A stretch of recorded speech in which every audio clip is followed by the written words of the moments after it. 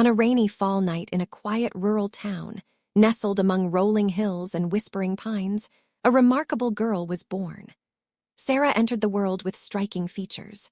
A pale patch of skin on her cheek, like a soft moonbeam, and eyes of two different colors, one a vivid blue, the other a warm brown.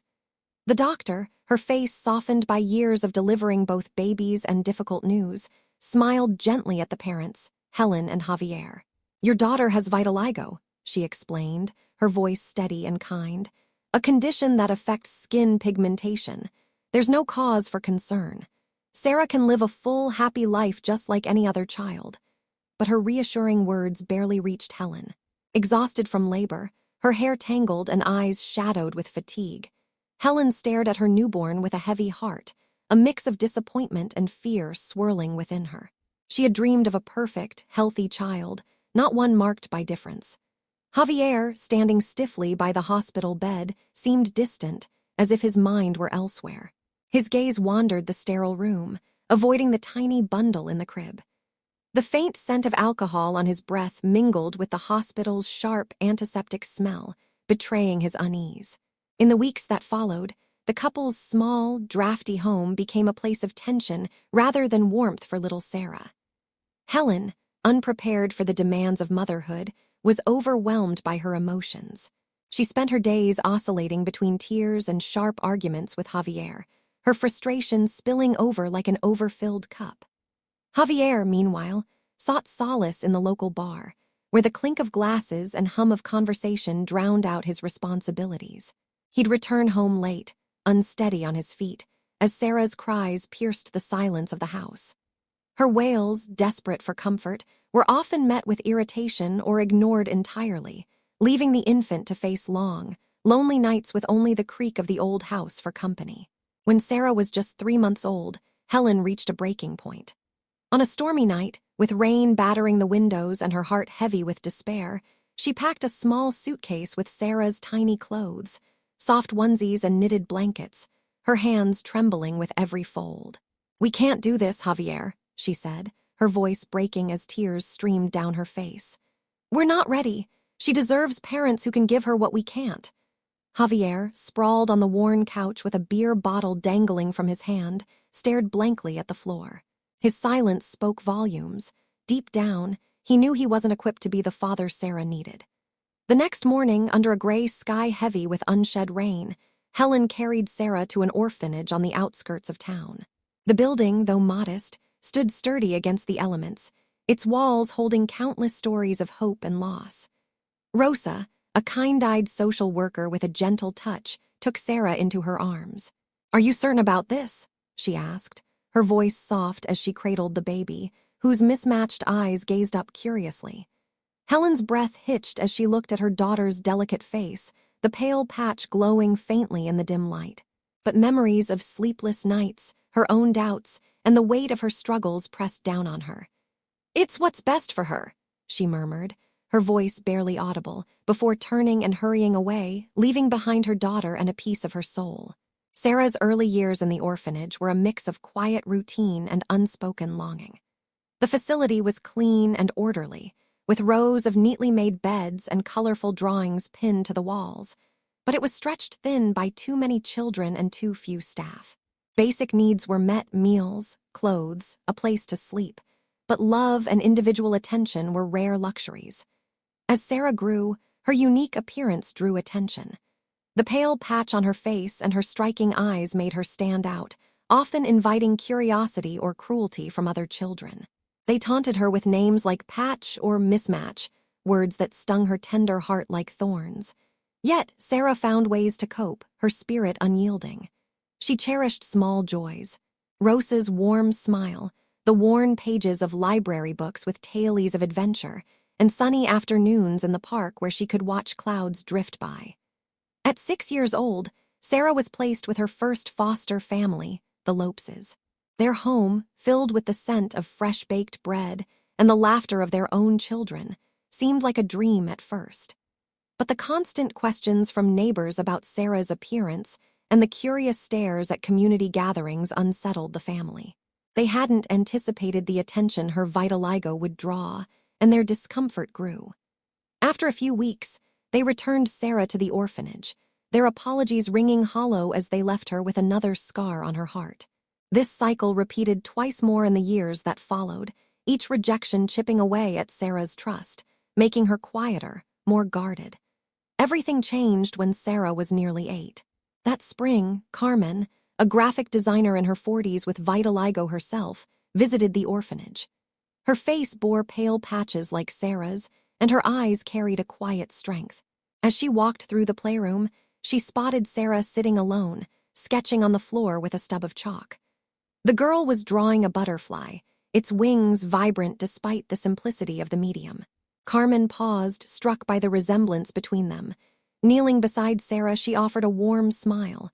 "That's a beautiful drawing," she said. Sarah, wary but intrigued, glanced up. "It's a butterfly," she said softly. Carmen's face lit up.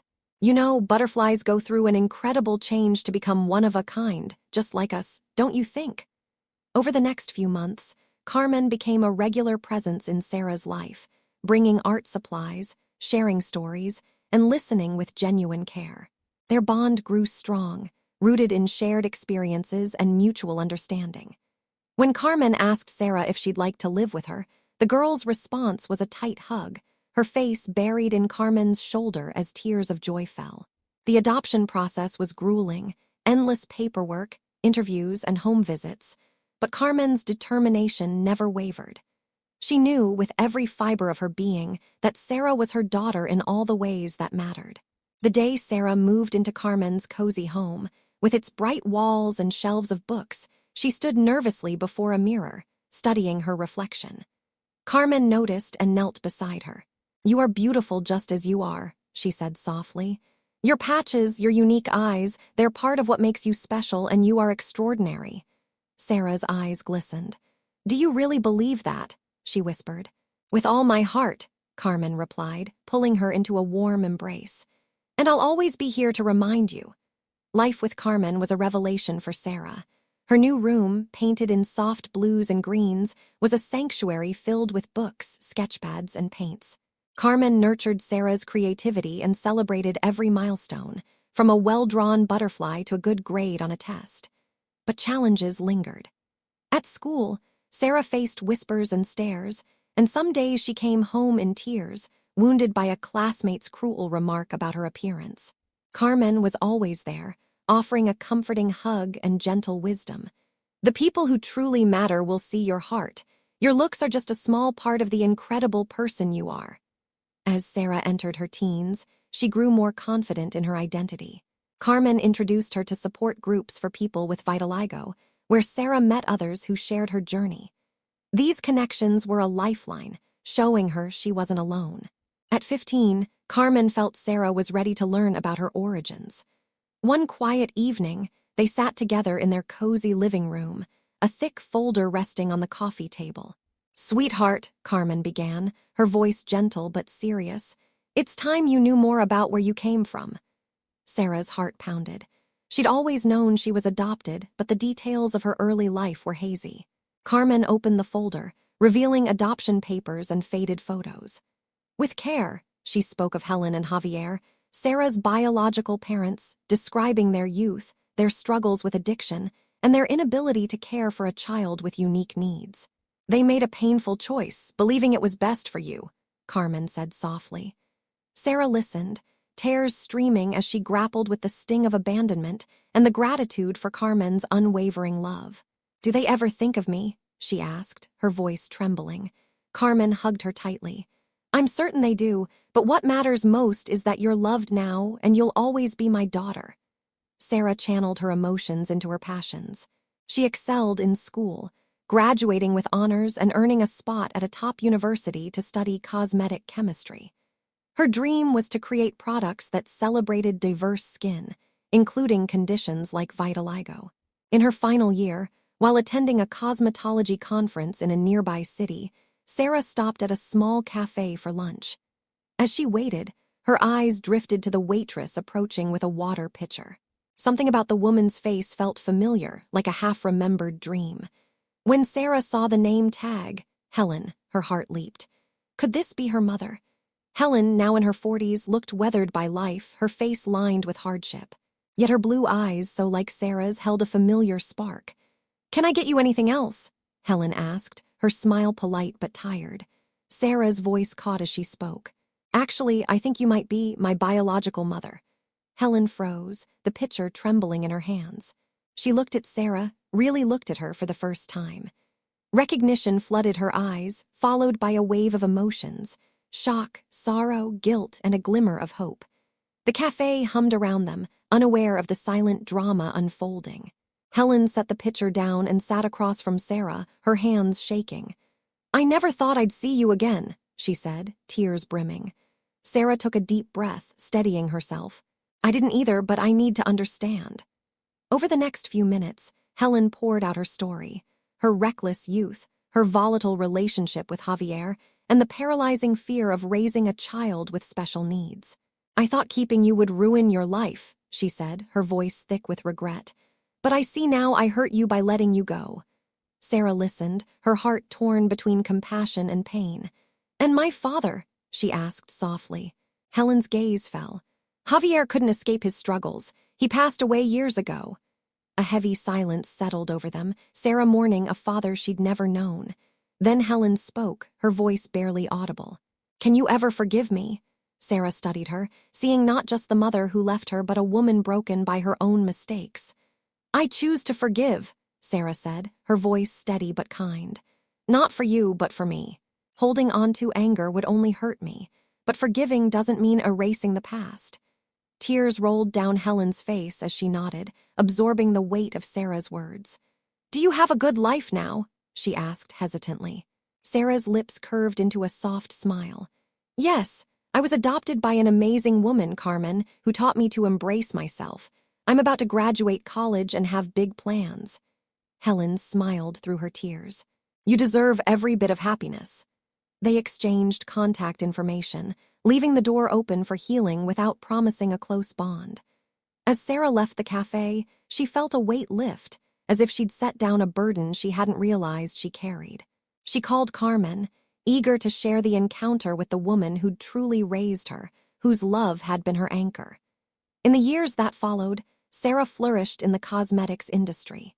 She launched a groundbreaking brand that celebrated all skin types, including those with vitiligo, earning widespread acclaim for its message of inclusivity. At conferences and in interviews, she shared her story, inspiring others to embrace their differences. Carmen remained her rock, beaming with pride at the compassionate, resilient woman Sarah had become. Sarah and Helen kept in touch sporadically, slowly building a relationship grounded in mutual respect and understanding. Sarah's journey, from rejection to acceptance, from abandonment to unconditional love, became a powerful testament to the strength of forgiveness and self-love. She proved that true beauty radiates from within and that every person, no matter how different, has the power to shine and change the world.